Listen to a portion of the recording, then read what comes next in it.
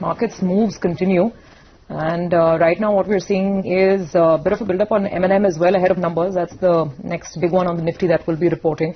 So stocks holding out in positive territory. We also have Mayuresh Joshi joining us in the conversation. Since we are just highlighting the stock, Mayuresh, what would your advice be on Mahindra & Mahindra now? So afternoon, Surabhi. I think we obviously maintain a very positive view on the stock per se. What you've probably seen in the way Escorts has probably given a guidance in terms of its tractor division actually improving 12 to 14%.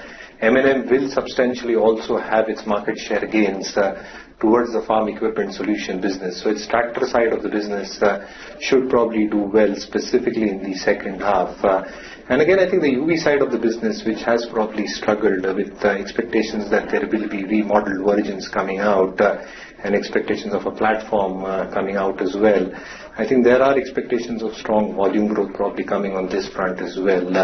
So I think on a consolidated basis, both these parts of the businesses should probably do well for M&M. On the SOTP basis, obviously the kind of investments that M&M has done in its subsidiaries, it's paying off very, very handsomely. So again, I think the kind of accretion that one probably sees in terms of subsidiaries contributing to the overall price, our belief is that there is significant upside even from the current levels. So our positive view on M&M continues. Okay. Mayuresh, we got numbers from FirstSource. Market is a little unhappy. They've had a bit of a margin issue this quarter. I think it's because of employee costs. But some of the other peers, I mean, they've done really well, mid-cap IT. Any thoughts on FirstSource or anything else you like in mid-cap IT now?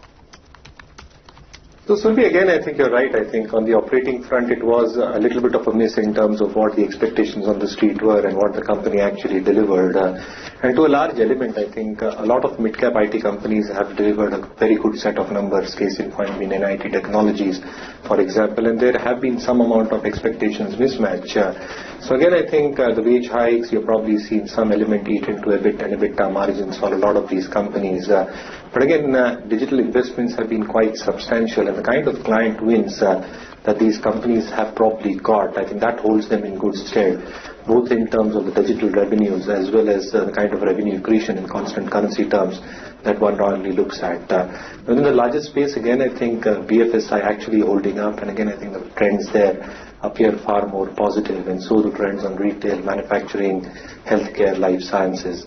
Having said that, I think NIT Technologies, in my opinion, still remains a very good hold in terms of the order wins that it has got. The travel vertical, the insurance vertical, and the BFSI vertical all holding together for NIT Tech.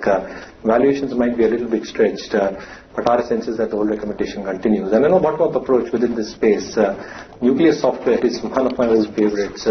My own sense is that as NBFC penetration start improving further and the licensing towards cloud increases significantly, the kind of revenue accretion that nuclear software can deliver from this segment alone can be quite significant and value accretive. On the other hand, if you probably look at the discounted cash flows and the intrinsic value that it can derive over the next few quarters, it can be far more than what the market cap is at current time juncture. So I think nuclear software on declines with a large part of their capex already behind them, and improvement in EBIT margin is something that I like on declines. Okay, Mr.